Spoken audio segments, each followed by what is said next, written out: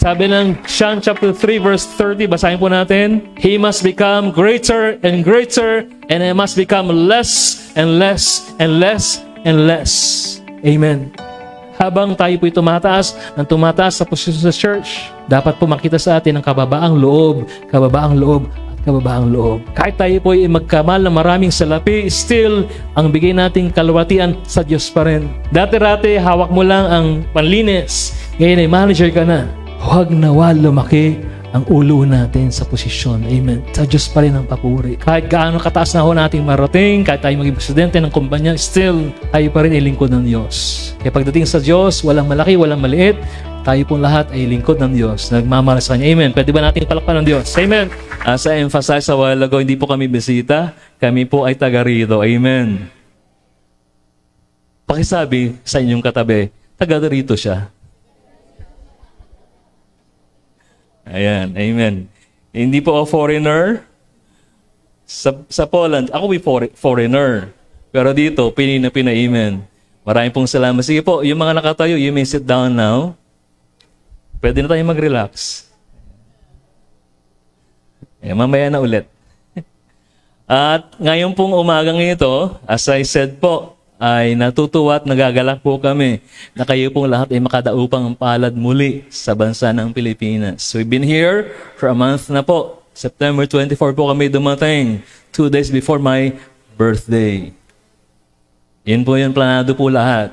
And at the same time, isa ho naming plano o isa ho naming agenda, kaya po kami nandito, ay para po magkaroon tayo ng selebrasyon, the 45th anniversary ng JL Church Worldwide. Amen. Sino po rito nakadalo ng ating pong pagdiriwang noong pong October 14? Pakisabi nga po natin sa ating katabi, I was there. Check nga po yung katabi, andun ka ba? Baka po absent sila. Na-miss po nila isang mighty move ng Santong Espiritu at that time. Amen. And ngayon pong Oktubre, ngayon po yung huling-huling hooray ng Oktubre na Sunday service. Di po ba? Kasi po next week, Sunday na, November na. Amen. At ngayon po magtatapos ang ating pong topic na Arise and Build. Yung series po na yun. From January up to now, yung Arise and Build. Ngayon pong linggong ito, matatapos. Next month, iba na po. Regarding revival na po yan. So, paki-flash nga sino ating nasa projection. Uy! You look great, Zen. Dati-dati, ganito lang siya. Ngayon, dalaga na. Sorry, nadala ako. Natuwa po ako sa mga dati naming mga kasama sa children ministry. Ngayon, sila ay nanguna sa children ministry. Amen. Sister Zen. Ito pala, no? Okay. Ayan. Sige po, basahin natin sa screen ang pinag-usapan po ng JL Church Worldwide for the whole month of October. Yung unang-unang slide.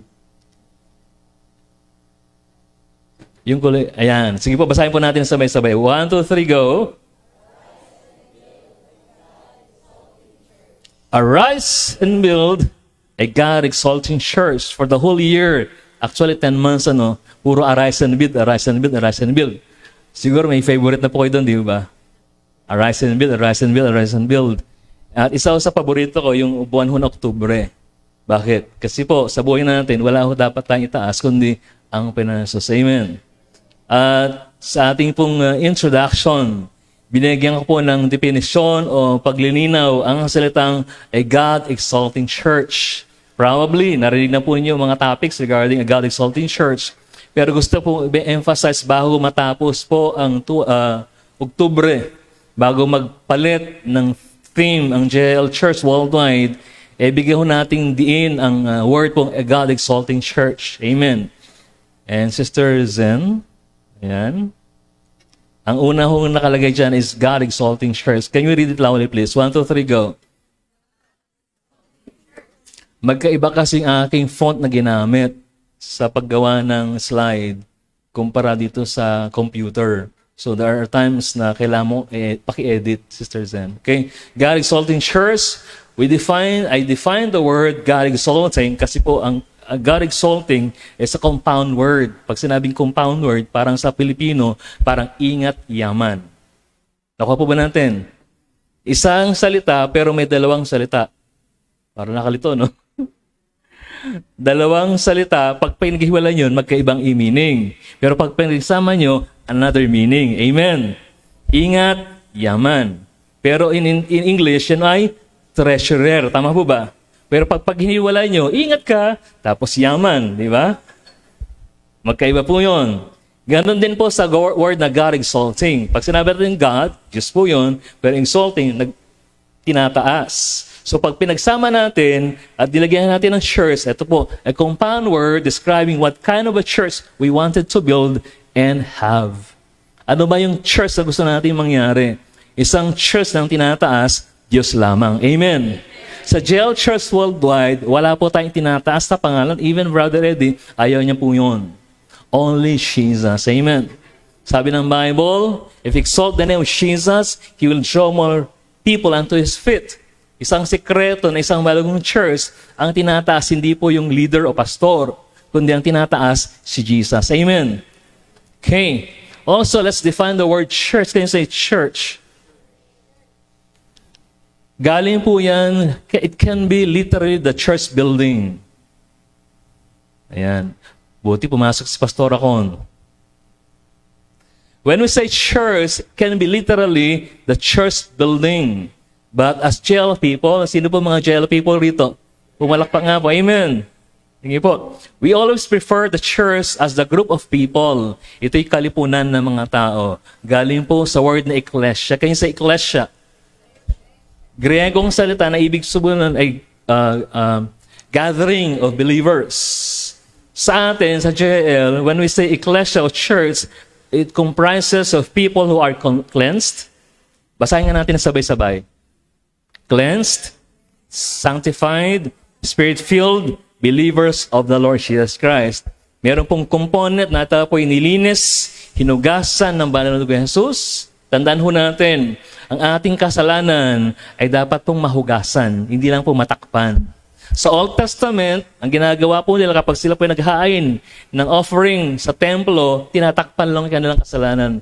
Pero after nung si Jesus ay pinako sa krus, namatay po siya sa krus, yung curtain, yung kurtina po sa templo na nahati po sa gitna, it means we can now access the throne of God directly using the name of Jesus. And through His blood, ang ating makasalanan ay nahugasan.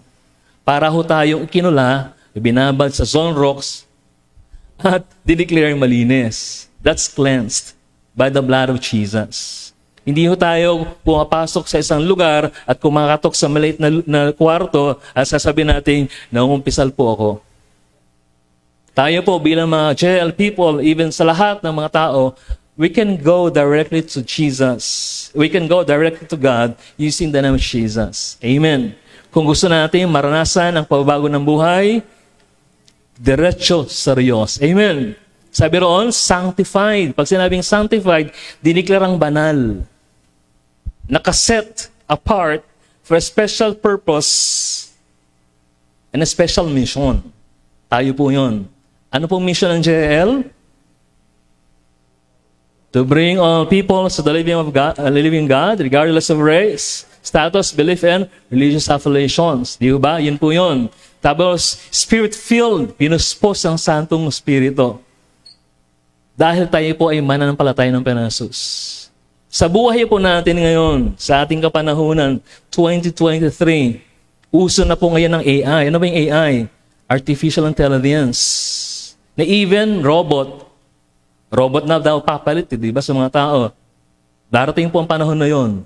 Na pagdating sa company, sa office mo, hindi mo alam yung katabi mo, robot na pala.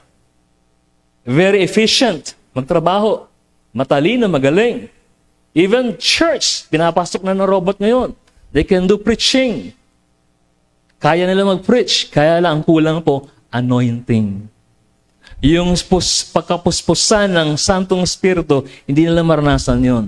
Only the people of God, only those who trusted the Lord Jesus Christ and accepted the Lord Jesus Christ bilang Panginoon tapaglisa ang mapupus ng Santong Espiritu. Amen. Kaya po sa buhay natin, hayaan po natin, lagi tayong mapuspos ng Santong Espiritu. We need the infilling of the Holy Spirit every day, every minute of our lives. Para pag meron tayong desisyong gagawin, hindi tayo magkamali. Mamimili ka sa mga kalagahan dito. Sino mga singles dito? Huwag na itaas. I know. Marami po rito mga singles. Nung umalis kami, single. Until now, single pa rin. Ipag-pray po natin yung matindi. Di po ba? Namili ka sa 5 manliligaw mo. Yung isa tall, dark.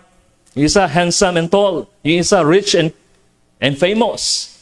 Pero yung isa, simple lang. Pero born again Christian. Sino pipiliin mo ngayon? Siyempre, yung rich and tall? Hindi. Ang pipiliin mo, yung born again Christian, spirit-filled, amen.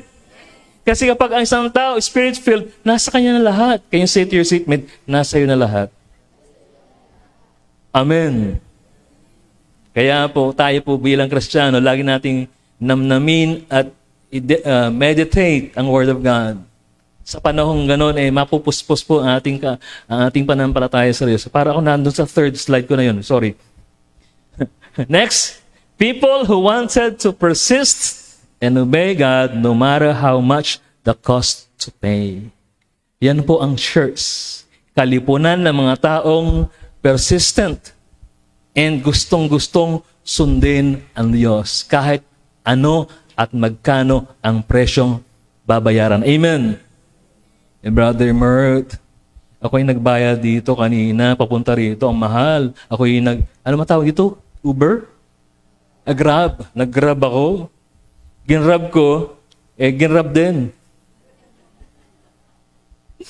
Ayan. Ngayon po umaga ang ating pag-usapan po ay pinamagatan po natin audacity of shameless persistence.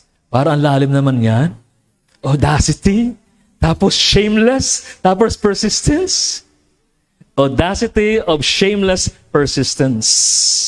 Kung yung titignan, yung picture, di ba yung tao, pinapagulo niya, napakalaking bilog na actually yan pa yung stone, bato. Di ba? Okay lang sana kung flat surface, pero hindi. Pataas pa. Di ba ang hirap, di ba? Okay lang pababa, pero pataas. That's challenging. Amen. When we say audacity, Sister Zen, audacity, basahin natin na sabay-sabay, 1, 2, 3, go. Ayun pala yun, audacity. Willingness to take bold risks. Yung malakas ang loob mo na magpapatuloy ka. Kaya hindi ba sinasabi ko sa inyo, sa umpisa kanina, people who wanted to persist and obey God no matter how much the cost to pay. That's audacity. Na kahit lang mga kabarangay mo against sa'yo, magpapatuloy ka pa rin. Amen. Tumakbo ba? Ay, sorry, election na pala bukas. Bawal mga kampanya. Tapos na pala campaign na. Ayan, kahapon po kasi, kami pina-traffic. Sabi ko, meron? Yung pala parada. 3 grupo. Parang 2 grupo. Nagsalubungan. Sabi ko, ano kaya reaction nila? Isang kulay puti na damit, tsaka isang kulay green. Alam niyo na yun kung sino po yun. Tahimik naman sila. Nag-give way pa rin. Okay. Audacity, a willingness to take bold risks. Amen. Sino po rito ang nagmahal, nagmamahal, at magmamahal pa? Amen. Maraming salamat po. Ang pagmamahal, okay po, totoo po yan. When you are in love, in loving people, you take risks. Tama po ba? Totoo. Kasi hindi mo alam kung ikaw ay masasaktan o sasaktan o ikaw yung sasakit. O mananakit, sorry. Ikaw yung mananakit. Tama di ba? In loving people, you should take risks. At yun po audacity. Na kahit masaktan ka naman, paulit-ulit at paulit-ulit, magmamahal ka pa rin. That's the love of God. Na kahit paulit-ulit natin siyang sasaktan, gagawa tayo ng mali. Tapos tatakbo sa kanya, iyak, Lord, I'm sorry. Tapos after some time, gagawa na ng mali. Ganun po ang pagmamahal ng Diyos sa atin. Willing to obey, willing to accept us and willing to forgive us. Amen. Pwede ba nating palakpan ng Diyos? Amen. Sabi ko nga isa sa characteristics siguro ng Panginoon Jesus, meron siya audacity. Audacity to love us no matter what happened. Amen. Kasi kung wala siyang audacity, baka lahat tayo, wala rito sa mundong ito. Tama po ba? Kababait ho ng mga tao, di ba? The next word is persistence. Can you say it, persistence? Para lang siyang magka-connect yung audacity. Persistence is firm or obstinate continuance. Pag sinabi ni obstinate, wala hong humpay. Okay? In a chorus of action in spite of difficulty or opposition. Sino po rito ang persistent? Hindi niyo pwedeng sabihin, persistence ka ha? Persistent po ang tamang salita pag siya ay tao na. Pero kapag adjective, persistence. Okay? So, we are persistence. We have the persistence because meron tayong pananampalataya na pagdating ng araw, sasagutin ng Diyos ang ating panalangin. Amen po ba? Pero kung minsan, di ba, ang pinagpapray nating bagay, pinagpray mo ngayon, gusto mo bukas meron na, wala akong persistence ganon. Ang persistence, nagpray ka ngayon, kung minsan dumarating ang panahon, nalilipas ang isang buwan, isang taon, isang dekada, bago dumating. I remember when my father died, ako po ay third year college. Mula nung kami po nakilala sa Penansus, ako po ay nakakilala sa Penansus, grade school pa lamang, we started praying for him. Imagine nyo, matagal, almost 2 decades, we prayed for him. Pero ano nangyari? Wala. Pero 2 weeks before siya mamatay, sabi ko nga, saved by the bell. Doon siya tumanggap sa Penansus. Kaya lang sabi ko, saved by the bell. Kaya naman po tayo nandito because we wanted to. Okay po ating text, ang haba ng introduction ko, 1 Samuel chapter 1, verses 1 to 20. Disclaimer po, kaya ho ba nating kumain mamaya na 2:00? Fasting daw. Kaya po kanina pagdating namin dito, sabi ko sa mga nanay katabi ko, mahaba po ating gagawin ha? Ready po ba kayo? Sabi, okay lang po. Kasi 4 na taon kayo nawala eh. Okay lang naman po. Totoo. 4 years po kami nawala. Kaya namiss ko po magturo dito. Every year daw sa oras. Okay, 1 Samuel chapter 1. Di na ho natin babasahin kasi mahaba po siya. And another text po tayo is Mark chapter 10, verses 46 to 52. Samalas ko naman po siguro yung unang-una yung 1 Samuel.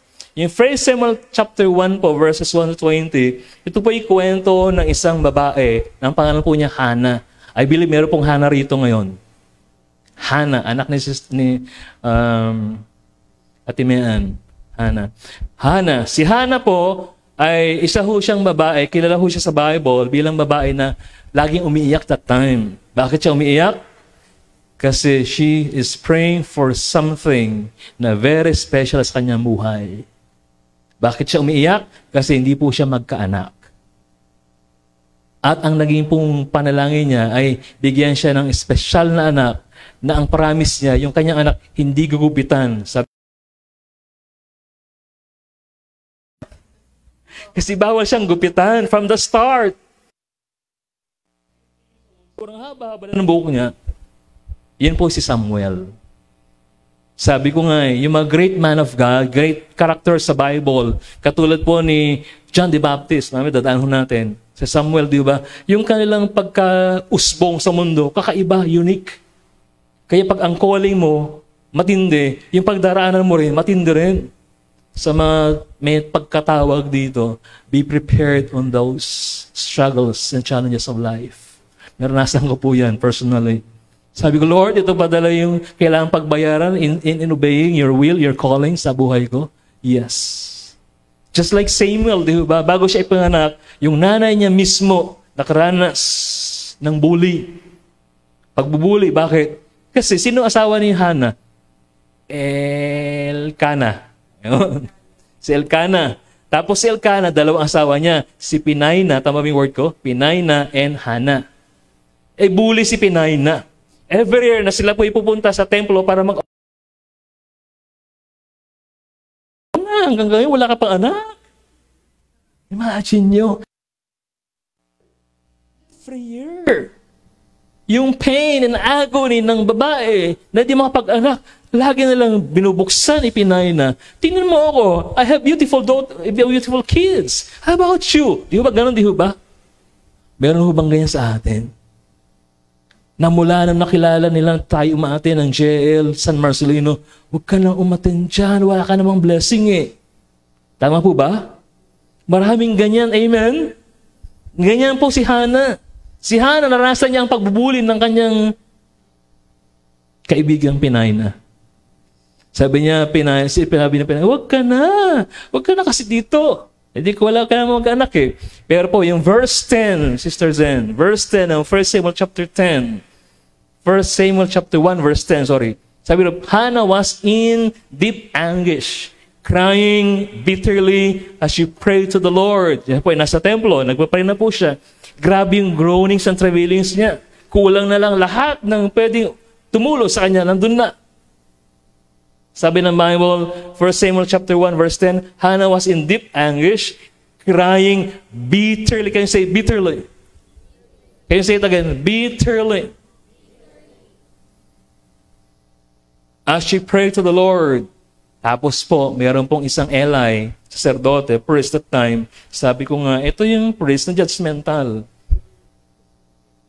Kasi nung nakita niya si Hannah na umiyak, humagalgol, walang words na lumalabas sa kanyang bibig kasi siya nagpipray, groanings and travailing. Sabi niya, itong babae, itong aga-aga lasing. Imagine nyo, judgmental, lingkod ng Diyos, nasa sa halman templo. Meron din palang ganon. Yes. True. That's true. Verse 12, sabi ng verse 12, as she was praying to the Lord, Eli, watch her. Aba, hindi lang pala judgmental. CCTV. Watch her. Seeing her, she had been drinking. Can you say it? Thought. Ulitin natin. He thought. Naisip niya, inisip niya. At iisipin pa rin niya. Past, present, future. He thought she had been drinking. Sabi ng verse 14, must you come here drunk? He demanded, throw away your wine. Imagine nyo, hindi lang judgmental. Bully. Sabi niya, tapon mo na yung alak na yan. Wala man siya nakitang alak. Di ba? Nakita niya lang, si Hannah nagpapray na walang words na lumalabas. Sabi, lasing ito. Lasinggera. Ang aga-aga. Tapos paglapit niya, itapon mo na yung alak mo. Wala man siya nakitang alak. Hindi po ba? Wala ebidensya. Nag-time ng ebidensya. Verse 15. Talon tayo, Sister Zen. Sabi ni Hannah, oh no, sir. Magalang pa rin. Oh no, sir. I'm using NLT. She replied, I haven't been drinking wine or anything stronger. Sabi ni Hannah, hindi po ako nagiinom. Hindi ako lasinggera. Never kong tinikman ng alak. But I am very discouraged. Sabi niya, I am very discouraged and I was pouring out my heart to the Lord. Ibinubuhos ko ang laman ng puso ko sa Diyos. For I've been praying out of great anguish and sorrow. Kaya po ganito kasi umiiyak po yung puso ko na hindi ma-express na aking bibig. Naranasan na ho ba natin yun? That you've been praying to God, walang words na lumalabas. Iyak ka lang ng iyak lang. Meron pong ganon? Yes, there was. There are times. Amen to you ba? Hindi mo ma-express yung sa words, pero yung puso mo, alam mo, nagpapray ka, amen po ba? You're praying in the spirit and in physical realm. Naalala ko one time, dito po yata yun, yung nagpapray tayo, tapos may gumugulong talaga. Yung tinatawag travailing, na hindi kayang ipaliwanag ng salita ang iyong kapighati, naranasan, naramdaman. Amen. The only thing na kaya mong gawin is umiyak ng umiyak sa harapan ng Diyos. Just like Hannah. Sabi niya, Sir, sabi niya, pasensya na po. Anong tawag doon? Mawalang galang. Tama ba? Mawalang galang na po. Pero kailangan ko pong ipaliwanag ang aking pong buhay, ang aking sitwasyon. Kaya po ako umiiyak kasi meron po akong panalangin serious. Hindi po ako lasingger na nasa isip nyo. Judgmental kayo. Sometimes po, ang tao ay mas madaling humusga kaysa umunawa. Tama po ba? True. Mas madali tayong i-judge kaysa unawain at intindihin. Nag-post ka sa Facebook mo, kasi natuwa ka, no? Pinost mo, gusto ko namang ma-relieve, di ba? Pinost mong ganyan, nandun ka sa isang lugar, tapos nag-comment, buti ka pa nakapamasyal. Di po ba? Hindi nila, mayroon akong pinagdadaanan, kaya pinost mo yung picture na yun. Amen. Buti ka pa, nakarating dyan. Ang gandang-ganda dyan. Magkano bang ganyan? O, di ba? Grabe na. Amen. Sabi ko, mas madali mag-just ang tao kaysa umunawa. Kaysa naman, ang message lang, kumusta ka? Ang ganda ng picture mo. Saan yan? Di ba? Kaysa, siguro mahal dyan, ano? Sa buhay ho natin, when it comes to persistency, number one requirement is know your God. Can you say it? Know your God. Si Hannah, alam po niya at kilala po niya ang kanyang Diyos na iniiyakan. Amen. Can you say, know your God? Number one po, tatlong bagay lang po ito. Know your God. Pero tatlong bagay, pero maraming sub. Ganyan po si Brother Mert. Know your God. Kilalaan mo ang Diyos mo. Kilala ho ba natin si Jesus? Can you check your seatmate? Do you know Jesus? Ayan, talon na ho tayo sa pangalawa nating text. Yung Mark chapter 10. Dito ho tayo ikot ng matagal. Mark chapter 10. Basahin natin na sabay-sabay.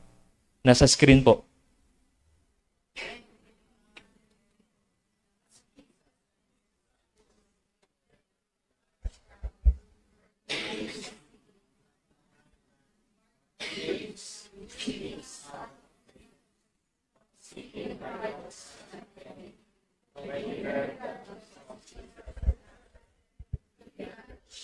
Jesus, Son of David, have mercy on me.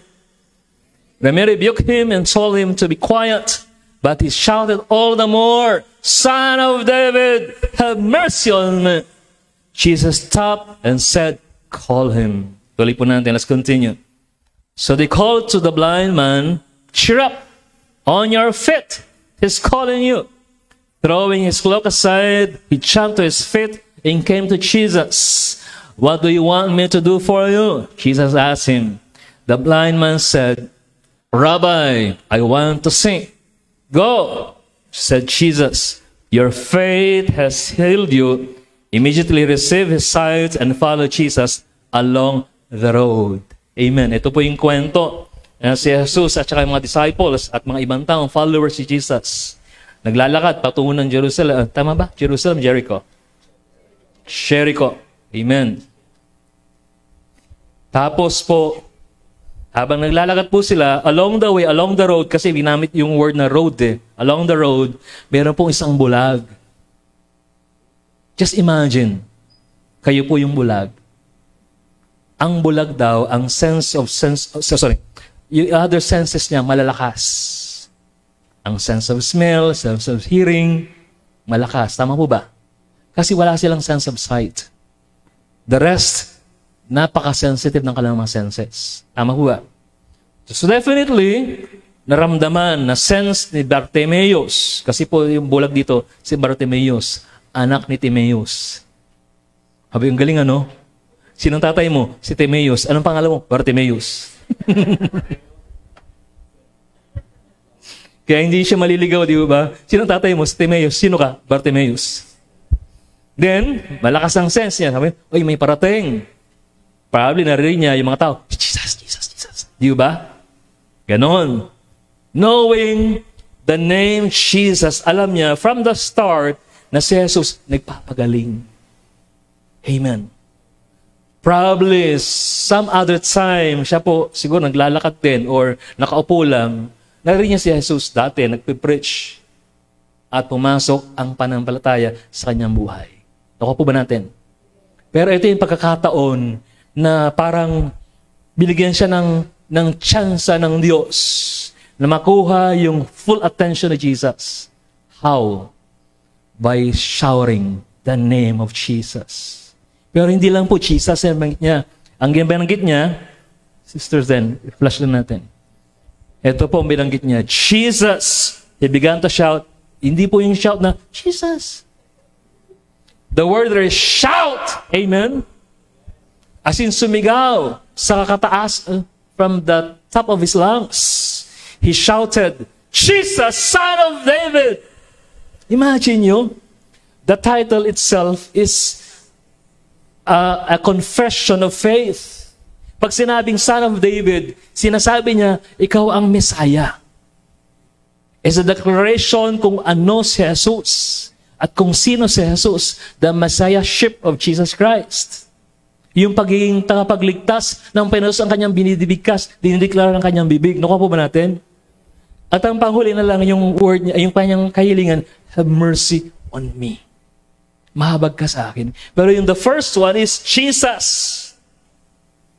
It means God with us. Then, Son of David, you are the Messiah, you're the King, you're the living God, you're the Savior. Ikaw makapangyarihan sa lahat. You are the Almighty God. Amen.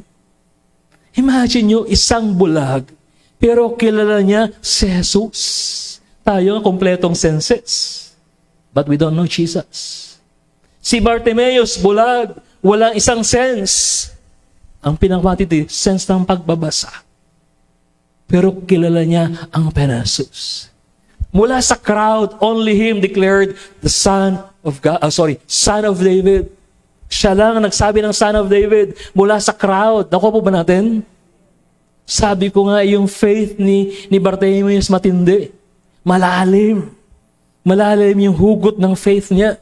Because he knew kung sino si Jesus, kung saan siya nagmula. Son of David. Declaration kung ano ang tinatahak landasin ng Panginoon Jesus. The Savior, the Messiah. Ang tanong ko muli po sa atin, do you know Jesus? Bakilala na natin siya, napako yan sa krus. But we don't know Him personally, na kaya pala na tayong pagalingin, pagpalain, bigyan ng bagong buhay, mahalin, baguhin. Amen. Can we clap our hands to our God? Amen. Ito pong statement na ito, para siyang nag-evangelize. You're the Messiah. You're the Savior. This world needs you. Something like that. Pinoproklama niya ang gospel. Sinasabi niya sa mga tao during that time, eto si Jesus ang kailangan natin. Ang tanong ko po, have you done that? Have you proclaimed Jesus as your Lord and Savior to other people, especially for those people na nakapaligid po sa atin? Alam po ba nila na tayo born again Christian? Alam po ba nila tayo po umaattend dito sa worship service at nagsasabing si Jesus ang aking Panginoon? Do they know? Baka po until now, yung tinatawag nating CIA, undercover Christian. Di ba? Para may kwento, di ba? Naalala ko yung kwento. Meron pong isang Kristiyano pumunta ng church worship service. Nakakotse siya. Along the way, nagmamadali kasi late na siya. Hindi ko alam kung siya preacher o worship leader. Basta nagmamadali siya.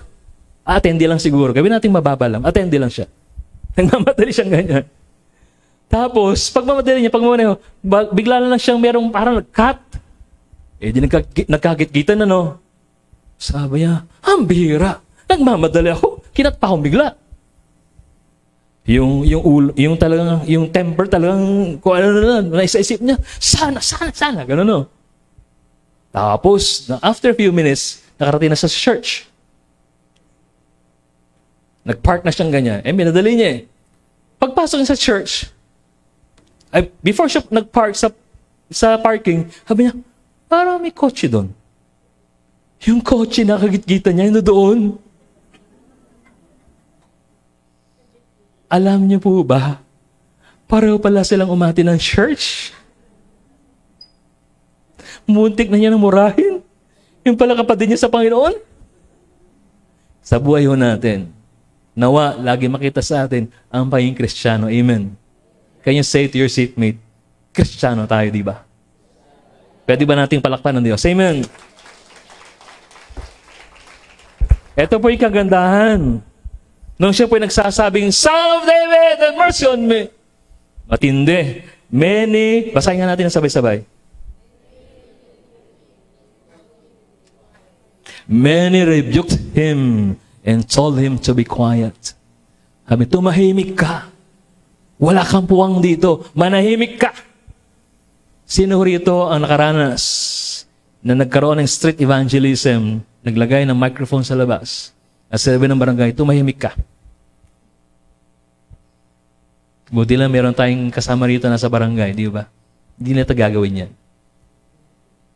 Sa buhay natin, there are times as we shout the name of Jesus, we proclaim His gospel sa ibang tao, minsan tayo ay pinapatahimik nila. Amen.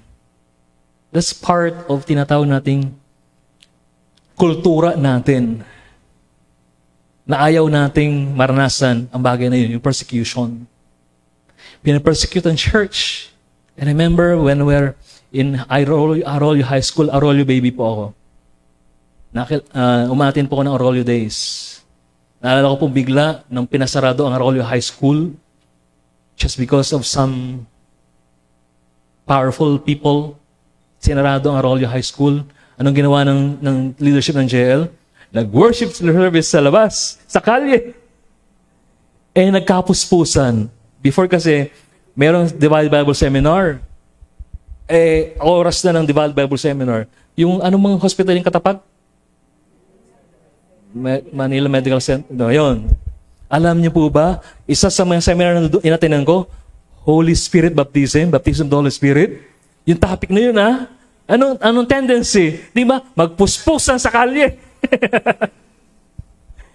Sabi ko, Lord, grabe ka, kahit sa kalye kami, puspos kami ng Santong Espiritu, nagtatang sa mga tao. Grabe. Tapos yung Salvation Seminar, nag-iiyakan ng mga tao sa Salvation Seminar. Imagine niya, sa kalye. And I remember one time din, lunch, mga umaga, pag morning service, sarado rin yung Arroyo. Ang ginagawa po sa Juan Luna, walang nakapigil sa atin. Amen. Just like that man, si Bartimaeus. Kahit sabihin yung mga disciples, be quiet, ang ingay mo. Di po ba? If we know our God, we will be persistent in declaring who our God is. Amen. Pwede ba nating palakpan ng Diyos? Amen. Sa ating buhay, kapag may kahilingan tayo sa Diyos, and we know our God, hindi tayo titigil ng kapapanalangin. Be persistent. Amen. Ang susi, know your God. Can you say again to your seatmate, know your God. Amen. Ito maganda, good news. Nakuha ng atensyon ni Bartimaeus si Jesus. Yung atensyon ni Jesus, sabi niya, Jesus, stop. Can you say the word stop? Ulitin natin, stop. Ulitin niyo, stop. Imagine the King of Kings and Lord of Lords stopped. Make a pause. At tatanungin ka niya, anak, anong kailangan mo? The same thing with Bartimaeus, di ba? Sa kabisinas, kaabala, sa maraming bagay na kailangang ayusin, asikasuhin, harapin ang finances during the time, he stopped and paused for a while and asked, Bartimaeus, ano ang kailangan mo? Ano ang gusto mo? Next slide. Di ba ano dyan yan? Sabi niya, what do you want me to do for you? Para siyang ino-offera ng blank check. Ako po ba natin? Sabi ni Jesus, anong gusto mo, Bartimaeus? What do you want from me? The Lord is asking you right now, what do you want from God today? Do you need healings? Do you need forgiveness? Do you need breakthrough in your life? Do you need love? What do you want from the Lord today? It's a blank check. Pag sinabing blank check, name your price. Amen. Ganyan po yung offer ka, Bartimaeus. Isang blank check. Sabi niya, okay, lay down your requests. Amen. Kahit imposible, kayang gawin ng Diyos. Amen po ba? Pwede ba nating palakpan ng Diyos? Amen. Probably you've been praying for a loved one na makakilala sa Panginoon Jesus. Pastor, napaka-imposible. Lahat na ng ero nasa kanya. Babaero, sugalero, lasinggero, matampero. Lahat na nasa kanya. Ang Diyos naman natin, powerful. Amen. Pwede man nating minsan pangpalakpan ng Diyos. Amen. By the way, I missed this one. Pakibasa nga po yung kulay na throwing his cloak aside. Nung tinawag na si Bartimaeus, sabi ng Panginoon, nag-stop siya, di ba? Ganyan po ang Panginoon sa atin, willing to listen to us. Kahit gaano katagal ang ating request, nakikinig ang Diyos sa atin. Amen. Sino pa bang hindi mo mamahalin ng ganon, di ba? Yung full attention niya, anak, sige, magkwento ka. I'm listening. Just tell your request. I'm listening. Ganyan po si Jesus. And then, di ba sabi ron, throwing away his cloak. Wala akong cloak dito eh. Ito na lang. Yan. Hinagis po niya. Cloak there represents three things. Sa panahon po nila, during that time, nag-i-issue ng cloak ang government para sabihin, ito PWD. Di ba sa atin may mga ID, di ba? Ang PWD. Yes. If they have that clock, ito kailangang igalang, kailangang bigyan ng espasyo, bulag siya. So when he throw his cloak, it means tinatanggal niya kanyang security. Yung kanyang seguridad na binibigay ng gobyerno. Wala na to, bali wala to. The second one, he's throwing his identity. Itinatapo niya, di na ako bulag. Di ba? And the third one, saan nila? Nakalimutan ko. Source. Kasi kuha niya ni SIS. Security, identity, and source. SIS. Itinatapo niya yung SIS na yun. Bali, wala na to. Kasi tinawag na ako ng Panginoon Jesus. Pagdating po sa atin, don't trust your resources. Ay, magandang trabaho ko. Sigurado, magtatagal ako rito. Biglang nagsara. Di ba? You can never tell. 2020. Flat down lahat. Yung ina-expect mo na magsasave sa'yo, wala. Nga. Tama po ba? Yung ina-expect mo remittance from abroad, wala din. Di po ba? Alam niyo po ba, during the 2020, lahat po tayo parang, Lord, what's going on? Is it the dead end? Is this the final year? Even us mag-asawa, naranasan po namin itong bagay na ito. Ikwento ko lamang po sandali. Medyo mahaba po ito. First testimony. I have 3 testimonies. First testimony, 2020. Yan, tagal na, 3 taon. Okay. First testimony, ito po, yung panahon na aking may bahay, nakakaranas ng hypertension. Sobra. Nagto 200, over 180. Sobra. Tapos yung electric fan, kailangan nakatutok sa kanya, lagi. Kasi init na init siya. Sabi ko, ano bang buwan ngayon? Summer kasi that time eh. Sabi ko, bakit ganyan? Tapos, that was August, yata yun, August. Bigla na lang paggising niya, yung kanyang mukha, tumabingi. Bell's palsy. Yung maganda niya mukha, na-deformed. Sabi niya, ito na nga lang, pwede kong gawin sa iyo. Kasi worship leader ho siya ron eh. Tapos pag ngumiti, convincing, di ba? Paano ba akong ngingiti? Sabi ng mga tao, yung Diyos mo, di ko pwedeng pagalingin. Di ba? They will question our God. Buti na lang po talaga, that time, uso ang face mask. O, di ba? advantage din pala yung 2020. May face mask ang tao. Kaya lang mata niya halata. Ayan, halata yung mata. That was August. Naka-face mask siya. Punta kami ng church. Imagine nyo, may Bell's palsy. Naka-face mask. Declaring God is good. May pinagdaraanan pala kami mag-asawa that time. I think July yata yun. And then, kailangan ko siyang dalhin sa hospital. Pero hindi pa namin alam na Bell's palsy pala yun. August. At that time, bawal lang magkasama sa hospital, di ba? Dinala siya sa clinic. Sabi, Doc, parang siya lang pumasok sa clinic. Tinest. You have Bell's palsy. Kailangan kang pumunta ng hospital. Paano po? Tatawag kami ng ambulance. Eto na, parang Korean novela. Nasa 3rd floor yata kami that time, o 6th floor ng clinic. Pababa namin, andun yung ambulance. Sabi ng parang medical assistant that time, yung staff, you don't need to go with us. You're not allowed to go with us. Ha?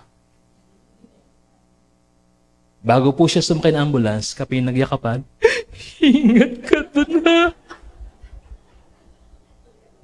Telenovela, di ba?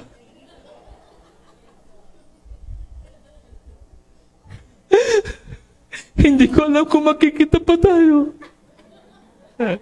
Yun po yung drama. That's reality.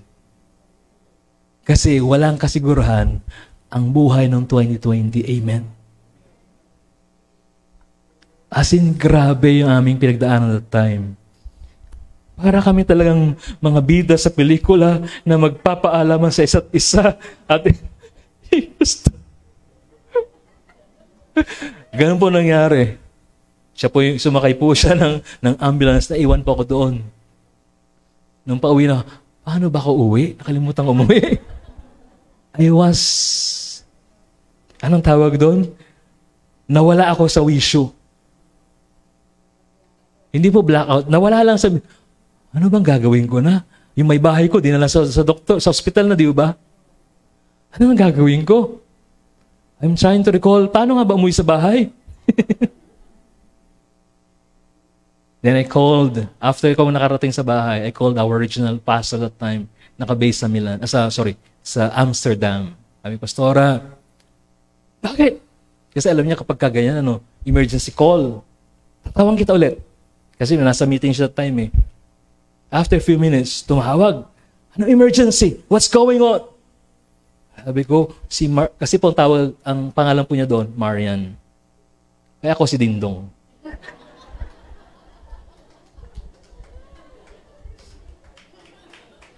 Yun po, totoo po, yun po yung talaga yung pangalan, Marian. Yan. Kaya lang rito sa Pilipinas, Ria po ang tawag. Pero pagdating sa Poland, Marian. Pagdating sa church, mga Pinoy, this is my wife, Marian, and I'm Dingdong. Okay po. Tawag ako sa RP, sa regional pastor. Pastora, yung misis ko, hindi na sa ha? Ano nangyari? Then we prayed. That's the prayer na ko. Very, very powerful prayer. First time ko marinig ang ganong panalangin. As in, grabe. As in, grabe. Kasi nabit na namin siya, kausap namin siya lagi. And nakasama na namin siya sa Poland. Nung dumalaw sila. So yung bonding, ando dun na-develop na. Kaya nung nag-pray siya, matindi, as in, masyadong personal and very powerful. Hindi na namin inabala ang mga nasa Pilipinas. Ay namin mag-alala. And after that, ang may bahay ko nag-stay na matagal sa hospital, mga 12 hours. Pinauwi na po siya. Then, ang gagawin lang, magpa-therapy. For 1 month. Ang galing ng Lord. Pwede ba natin palakpan ng Diyos? Amen. Sa loob ng 1 buwan, nakabalik ang kanyang mukha at nakapagpakanta na ulit. Amen. Pwede ba natin palakpan ng Diyos? Amen. Because we know our God. Kilala namin ang Diyos na aming pinaglilingkuran. Tapat na Diyos na hindi kami ilalagay sa kahihiyan. Amen. He will never leave nor forsake His people. He will fulfill His promise just because we quoted it, we claim it, and we proclaim it. Amen. Gawin po natin yung bagay na yun. Amen. Sige po, palakpan natin minsan pang Panginoong Diyos.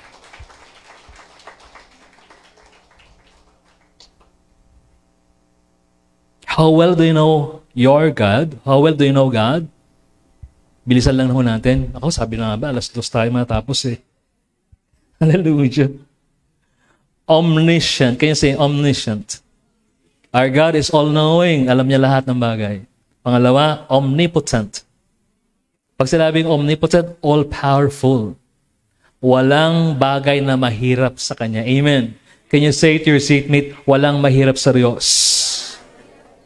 Amen. Kahit yung exam natin na napakahirap, kayang-kayang gawin ng Diyos yan. Pangatlo, our God is loving God. Punong-puno ng pagmamahal. Can you say to your seatmate, mahal na mahal ka ng Diyos? Tugtungan ho natin, do you love Him? Anong sagot po nila? Huwag pong sagutin, I love you. Delikado. Fourth, ito yung pinakagusto ko po. Faithful God. Tapat ang Diyos. Amen. Omniscient, omnipotent, loving, faithful God. Kahit kailan, hindi tayo ilalaglag ng Diyos. Amen. Kaya pagkasabi sa inyo katabi nyo, mahalin natin ang totoo ang Diyos. Sabi ng Isaiah 55 verses 1 to 3, ito po yung mensahe ng Panginoon Jesus. Imagine, Old Testament pa lamang, meron na siyang mensahe. Allow me to read. Sundan na lang ho natin. Come, everyone who thirsts, come to the waters, and he who has no money, come, buy and eat. Come, buy wine and milk without money and without price. Why do you spend your money for that which is not bread, and your labor for that does not satisfy?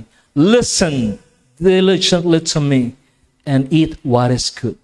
And delight yourselves in rich food.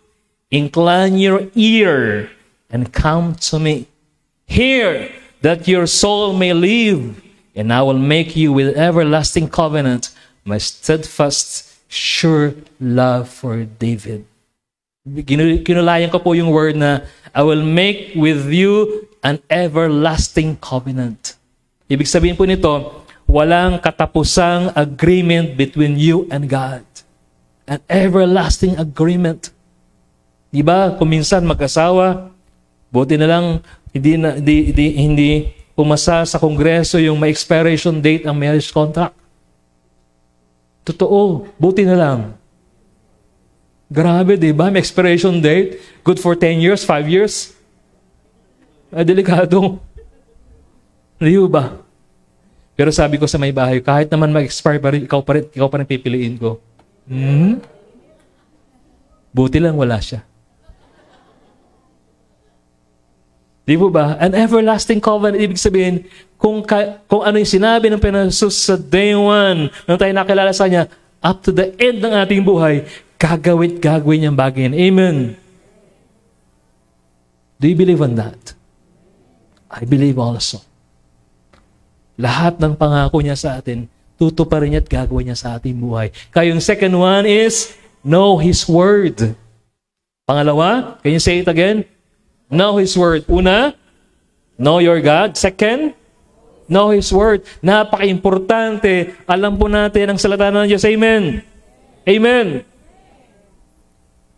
When was the last time you studied the Bible and read the Bible?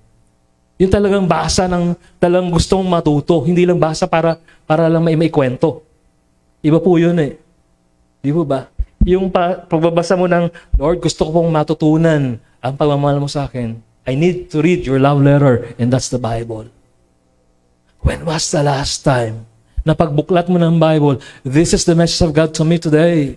Nagrema yung puso ko, talagang tumimo sa puso ko. Amen. And remember, ito na third testimony po. Second testimony. By the way, Romans 10:17 sabi roon, faith comes by hearing, and hearing by the word of God. Ang pananampalataya po ay dumarating at dumarating sa pakikinig ng salita ng Diyos. Hindi po pakikinig ng balita sa TV at sa radyo. Amen. Tayo ngayon, ang daming boses. Boses ng politiko, boses ng Facebook, boses ng kung ano. I remember, ang topic ko po last Sunday yata sa Isaac at saka sa saan man nagturo? Santa Ana. Hearing the voice of God. Sabi ko, ang mundo ngayon, ang daming tinig na narinig. Pero dahil sa sobrang dami ng tinig, nakalimutan natin pakinggan ang tinig ng Diyos sa ating buhay. How do we hear the voice of God? Open your Bible. And definitely, He will speak to us. Amen. Amen. Hebrews 4:12. Bakit? Ang salita ng Diyos ay living and active, buhay. At buhay, nagbibigay ng buhay sa atin. I remember 6 or 7 years ago, 2017. Ilang taon na po yun that time? 6 years ago. Ako po yung nag-aaral ng BESME. Part po ng pagiging pastor, ang kailangan mag-aaral ka ng BESME that time. January. Nag-start po ang klase namin ng BESME ng January. At magtatapos po na siya ng July. 6 or 6 months or 7 months, something like that. Every Saturday, 8 o'clock in the umaga hanggang 5 o'clock in the afternoon. Saan? Sa Bulacan. Imagine nyo, kami po ay nakatira sa Makati. And dito kami nakikita ng mga pastor ng Area 13A that time. Ngayon, district na. And ang aming driver is Pastor Jess. Every Saturday, alas 5 kami na umaalis dito, papunta ng Bulacan. Ang unang, sa orientation, sinabi ng aming professor, instructor, Pastor Bubot, sabi niya, bawal mag-absent. Isang absent, kick out. Sabi ko, grabe. Ang higpit. Totoo, mahigpit po talaga. Kasi nga, Bible school, di ba? Tsaka mataas. Sorry. Medyo may pricey ang konti ang tuition fee. May tuition fee po yun, di po libre. Kasi BESME, Brother Eddie School of Ministry, talang Bible school po siya. And then, sabi ko, Lord, ano na yun? Kasi po ako po may trabaho. At may mga projects po ako na ginagawa tuwing Sabado at Linggo. Imagine nyo, hindi ko kailangang mamili. Lord, mamimili po ako nito. Trabaho, studies. Trabaho, studies. I need them both. Kailangan ko pareho. Kailangan magtapos ako ng BESME at kailangan ko rin kumita.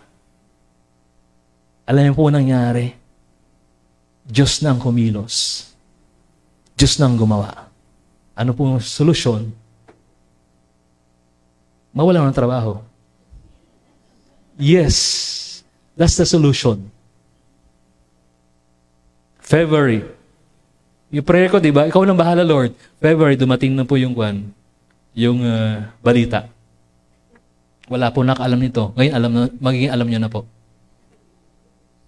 February, yung aking supervisor sa Singapore, ay pinapasok po ako sa office sa Makati. Sabi ko sa aming team leader, bakit, Hubert? Kausapin ka raw eh. Saan? Sa phone. Pagpasok kong ganyan. Kasi usually, nasa bahay lang ako work from home. Pero ako biglang pumasok na time kasi kailangan kong kausapin over the phone. Sabi niya, sa conference room, Mert, syempre, yung paliwanag, mahaba, ano? Tapos bandang dulo, hanggang March ka na lang. 1 buwan ka na lang. March 31, to be exact. Noong una, hindi ko maintindihan. Ano po yung sinasabi niyo? Kasama ka sa mga aalisin. Ayun na yun, malinaw na. Sabi ko, ano pong reason? What's your criteria for judging? Anong criteria po? Is it because I'm too young? Or too old? Is it because ako yung pinakahuling dumating or ako pinakaunang dumating? Sabi ko, both po, hindi bagsak po kayo doon kasi hindi ako unang dumating at hindi ako huling dumating. Sa pag-join sa team po yung sinasabi ko. And performance-wise, hindi ba ako bagsak sa performance? Maayos po ang aking trabaho. performance-wise, maganda po aking rating. Kasi may rating po kami, usually, yearly. At saka, 6 every 6 months. Sabi, maganda yung rating ko po. Sabi niya, honestly and personally, I don't know. Sabi ko, you're removing me, but you don't know the criteria? Yes, Mert, I don't know. I don't really know. Bakit ikaw? Sa team na more than 10 or almost 20, ikaw aalisin. Sabi ko, why? Why from us? Ako yung napili nyo. Hindi ko rin alam eh. Imagine nyo, di ba? Hindi alam, di ba? They don't know. O di, wala akong magawa. So, kailangan umalis ng March 31. That time, sabi ko, pag uwi ko sa bahay, I asked God, Lord, doon ako nagtanong talaga, Lord, bakit? What's behind it? What's your purpose? Then, the Lord spoke to me, Genesis chapter 12, verses 1 to 3. Grabe si God. Ito yung calling na Abram. Di pa siya tatay that time. Dadaling kita sa lupain na hindi po nakikita, iwanan mo pamilya mo. Literally, nangyari po yun. It was removed. That time, March na po, no? Sabi ng katimit ko sa Poland, Mert, try mo apply yung opening dito. May opening dito. Katimit ko po yun. Mert, pareho wala naman trabaho. Yes, same job. Maililipat lang ako doon. And ang good thing is, yung position na yun, matagal ko nang pinipray, yung level na yun. I've been praying for that. So, to cut the story short, na-interview ako ng April, dumating yung offer letter ng May, kasi wala na po that time sa work. Bahay na lang communication namin sa email. Ang una kong tinignan sa offer letter is, kailan ako mag-start sa Poland. Ang nakalagay po doon, kasi graduation ko July, di ba? Ang nakalagay doon is August 1. Di ba? Timing, di ba? Pero di ba nating palakpan ng Diyos? Amen. Sabi ko, talagang kalooban ng Lord na ako'y mag-graduate sa BESME at makalipat ng Poland. And the rest is history. Nakarating ka rin roon, August 29, 2017. Nabuksan ang gawain po roon ng February 2018. After 6 months, binuksan ng Diyos ang JL Poland. Di po ba? Sa pamagitan ng aming buhay mag-asawa. We don't know kung paano, pero nangyari ang bagay na ito. Amen. Palakpan natin ang Diyos sa buhay. Yung pala, gusto ng Lord, mabuksan ang gawain ng jail sa Poland. Na kailangang alisin ang pastor mula sa Pilipinas, tanggalin sa work, kasi graduate siya ng BESME, at dalhin sa Europa. Yun ang history ng JL Poland. Sabi ko, grabe yung faithfulness ni God sa amin. Sabi ko, buti lang alam namin ang salita ng Diyos. Kasi kung di namin alam, saan kami kuhugot ng encouragement? Lord, ano bang rason? Ba't kami nandito? Di ba?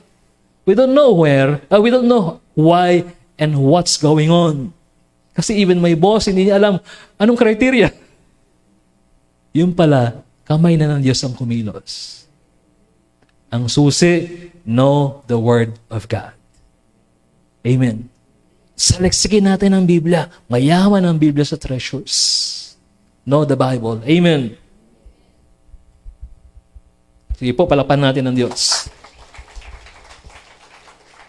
Praise God. Sa pagdaan ng panahon na hindi natin napagbabasa ng Bible, pwede mangyari ang bagay ito sa ating buhay. Signs of dying spiritually. Pwedeng mamatay ang ating buhay spiritual. Can you check your seatmate if they're still there? Buhay na buhay, amen. Can you say to your seatmate, buhay pa tayo, amen. Sige po. Kaya lang po, may sinyales ng dying spiritually. Bukas po, di ba? Next sa Monday, di ba? Araw ng mga buhay. Kapag nawawala natin yung passion natin, losing passion. Ito po yung mga sinyales that we are dying spiritually, losing passion.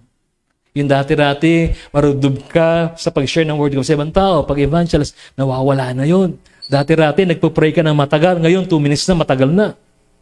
Di ba? Dati-rati, kapag nag-worship ka, taas lahat ng kamay. Ngayon, wala na excitement ang pagdalo. Losing passion. Pangalawa, wrong priorities. Dati-rati, kapag sinabing fasting, talagang nagpa-fasting ka. Ngayon, pag fasting, feasting ka. Imbis na mag-pray ka, ang ganda ng palabas Wrong priorities. Pag linggo, imbis na kayo pumunta ng worship service, busy-busy sa paglalaba at pamalansya. Third, isolation mode. Para bang, don't disturb me. I'm having my, diba? Isolation mode. Kapag dati-rati, mahilig tayo makisalamuha, makipagkamusta, ngayon tahimik ka na lamang. That's sign of dying spiritually. Next, wala pong ganito, complaining attitude. Ang init naman sa church. Yung katabi ko, galaw ng galaw. Yung turo ni pastor, ang haba, gutom na ako. Complaining attitude, lahat na kinomplain. Tama po ba? Mula sa langgam hanggang sa sound system. Next, full of excuses. Ang matamaan po magising. Totoo po ito. Punong-puno ng excuses. Kapag Thursday, anong meron sa Thursday? Midweek service, hindi ako pwedeng mapuyat. Nag-declare ng fasting, hindi ako pwedeng magutom. Lahat na lang may excuse. Tama po ba? Atin tayo ng anniversary po, maputik. Hindi po ba? Dahil tayo sa may sakit, baka umahawaan. Paandarin ang pananampalataya. Amen. Oversensitive. Ito na po, hindi na kamay ni pastor, nagtampo na, hindi na magpakita sa church. Nirebuke ng leader. Ako lang ba tinatamaan? Bakit ganoon? Paborito yata akong i-correct. Di po ba? Oversensitive. Hindi lang nabigyan ng biko, nagtampo na. Nakalimutan ng, ang tawag doon, latik yung biko niya, nagtampo na rin. Imagine po nyo. Negative finder. Ito, lahat na negatibo ang tingin. Amen. Mula sa damit ng worship leader hanggang sa lineup, parang mali yata yung kanta. Negative finder. Reading but not learning. Naranasan ho ba natin ito? Ang dami nating binasa. Pero pag tinanong, ano ang tatunan mo? Next question, please. Ito na po, ang matindi. Ang panguli. Meron pa pala. Listening but not hearing. Ayan, parang dumaan lang po yung preaching, tapos lumabas ulit. Dapat po lagi minemeditate sa isip at isasagawa ng kamay. Amen. At ang panguli, ito yung matindi po. Huwag natin gagawin po ang bagay nito. Attacking spiritual authority. At the back ng ating mga leaders, sinasabi natin, wala namang anointing. Di ba? The moment na pinagkwentuhan natin ang leadership ng JL Church worldwide, at siniraan natin ang ating mga leaders sa church, just the time ng ating pong blessing ay nawi-withhold ng Diyos. May pag-withhold po ang blessing kapag tayo po ay hindi marunong magbigay ng respeto, paggalang sa mga nasa authority sa church. Kasi sila po ay tinalaga ng Diyos. Amen. Pwede ba nating palakpan ng Diyos? Amen. Amen. Panghuli, the third one. Know your position. Hindi po yung position sa church as a leader. Hindi position ito sa community as kagawad or captain. Hindi po yan. Know your position, it means, ano ba tayo sa harapan po ng Diyos? Ano ka sa harapan ng Diyos? You're a child of God. You're the son, daughter of God. Amen. Amen. Meron tayong mga pribileyo. May mga kailangan po natin gawin. Pero, isa pa rin po na know your position. I-connect natin sa Arise and Build, the God Exalting Church, si John the Baptist. So John chapter 3, Sister Zen, chapter 3 verses 20 to 26. Ito po yung panahon na si John the Baptist, alam natin, siya po ay ipinanak bago ipanganak si Jesus. Amen. 6 months before. Magpinsan po sila ni Jesus Christ. So, ang nagbaptize kay Jesus Christ sa tubig sa Ilog Jordan, for God's glory, napuntahan po namin iyon nung kami po nagkaroon ng Israel tour. Medyo hindi maganda yung amoy. Pero doon binilublob si Jesus, di ba? And then, nung nabautismo siya, nag-start na magbautismo rin si Jesus Christ, di ba? Ang tendency, mas naging sikat. Eh, syempre, Son of God, di ba? Lapitan yung mga tao sa kanya. Tapos, yung mga disciples ni mga tagasunod, follower ni John the Baptist, they tend to compare. Sabi nila, paraphrasing, John, bakit yung binautismuhan mo lamang, ang dami nang sumusunod sa kanya, ikaw yung legit. Sabi ni John the Baptist, huwag ako. Dapat siya ang maitaas, hindi ako. Amen. Hinanda ko lang ang daraanan niya. Siya talaga yung groom sa buhay natin.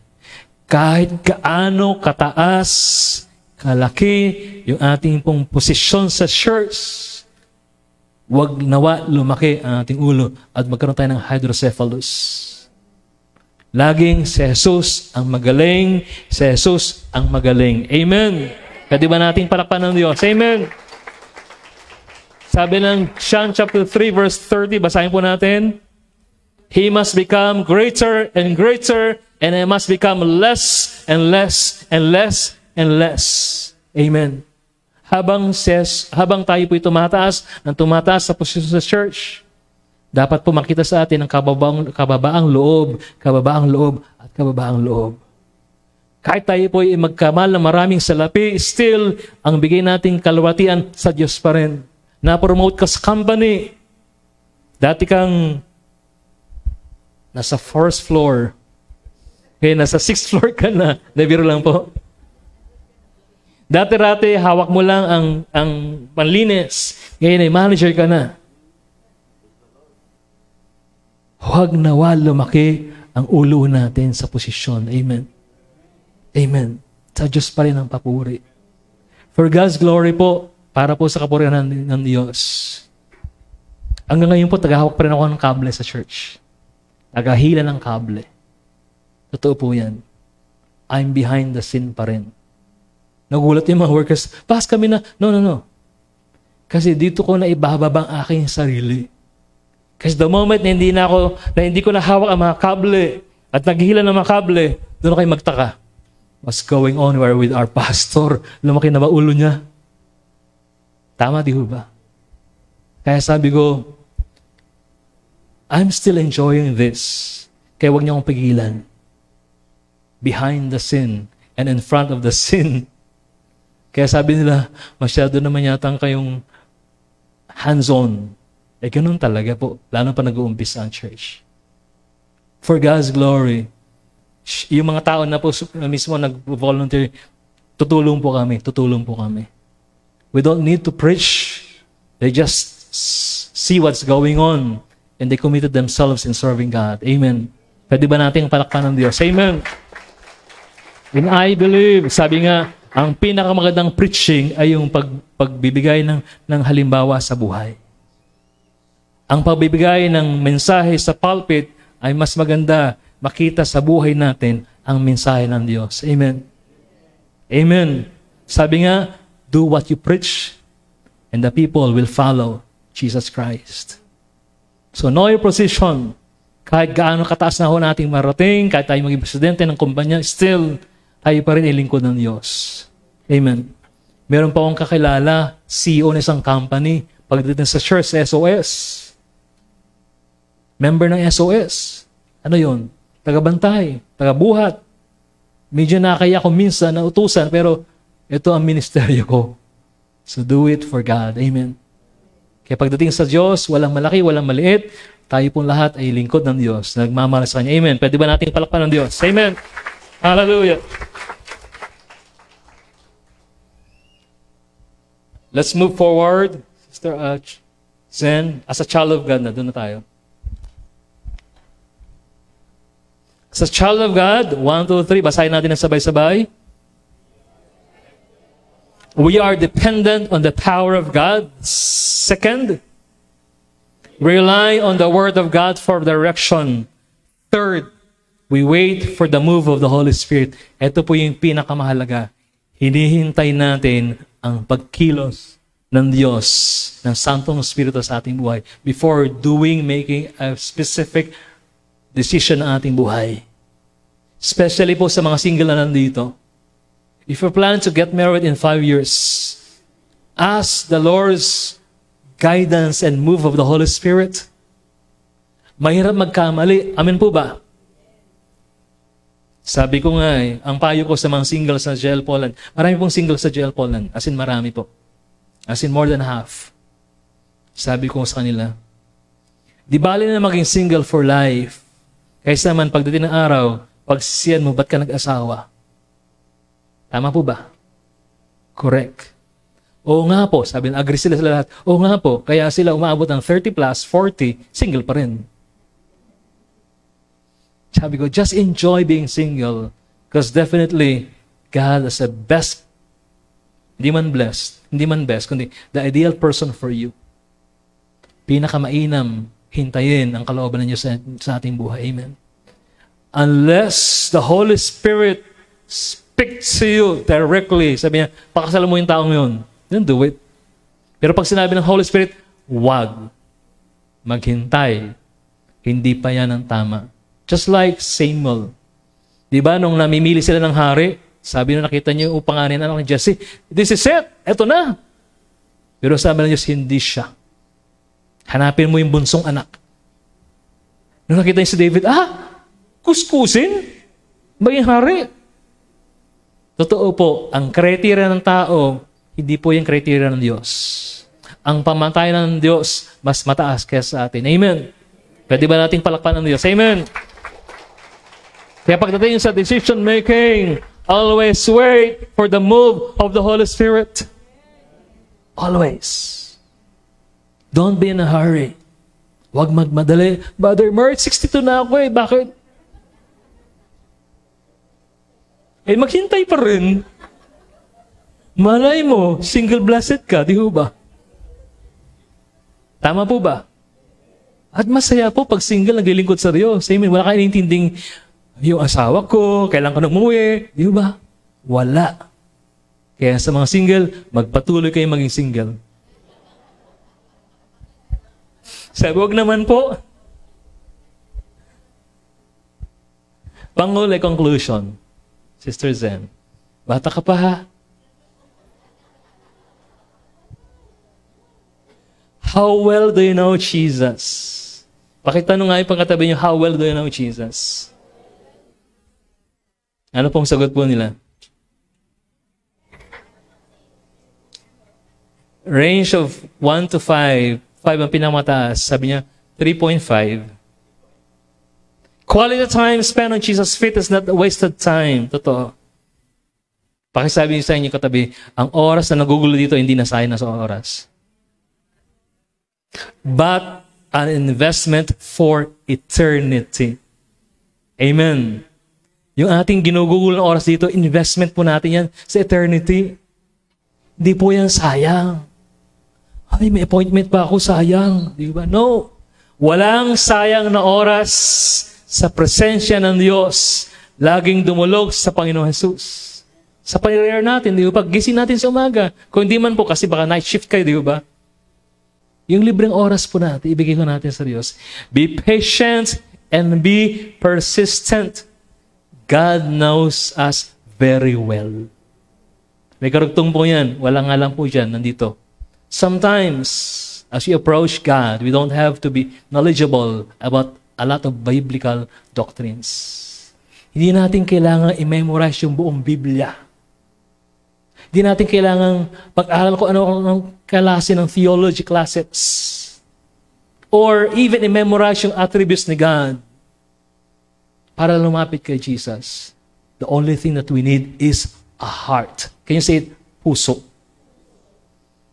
A heart that's filled with faith, trust that God can and He will meet your needs according to His words. Just faith is enough to move the hands of God. Amen.